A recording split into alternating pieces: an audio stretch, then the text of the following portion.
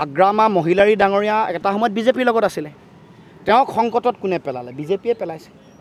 প্ৰমোদ বড়োক তাৰপিছত তেওঁলোকে CM বনালে এতিয়া প্ৰমোদ বড়োৰ সংকট আহিছে গতিকে এইটো বিজেপিৰ তেওঁলোকৰ চৰিত্ৰই আঞ্চলিক শক্তিসমূহক যিটো ফেডাৰেল গাঁথনি য'ত ইউনিয়ন অফ ষ্টেট বুলি কোৱা হৈছে তাত যিটো আঞ্চলিক চৰিত্ৰ বা আঞ্চলিক অধিকাৰটোক তেওঁলোকে নাইকিয়া কৰি কেন্দ্ৰীভূত এটা চিন্তা জাপি দিব খোজে কেন্দ্ৰীভূত চিন্তাৰে যিকোনো পলিচি বনায় ভাষাক লৈ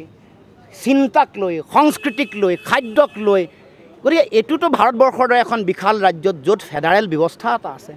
য'ত দেশৰ সংবিধানে কৈছে ইউনিয়ন অফ ষ্টেটছ আমি এখন প্ৰান্তীয় ৰাজ্য ইয়াত আমাৰ আঞ্চলিক চৰিত্ৰ আঞ্চলিকতাবাদ জাতীয়তাবাদ ইয়াত জীয়াই থাকিবই লাগিব তেওঁলোকে হেঁচা দি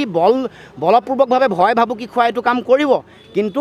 কোনো কাৰণতে ৰাইজে মানি নলয় দেশৰ গণতন্ত্ৰত বিশ্বাস কৰা সংবিধানত বিশ্বাস কৰা মানুহে এনেকুৱা ষড়যন্ত্ৰ উফৰাই পঠিয়াব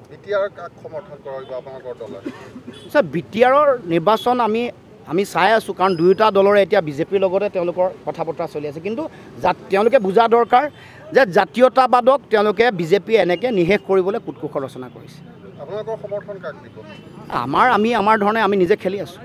আমাৰ দলে নিজে খেলি আছে সমৰ্থনৰ কথাটো আপুনি পিছত নিৰ্বাচন হ'বলৈ দিয়ক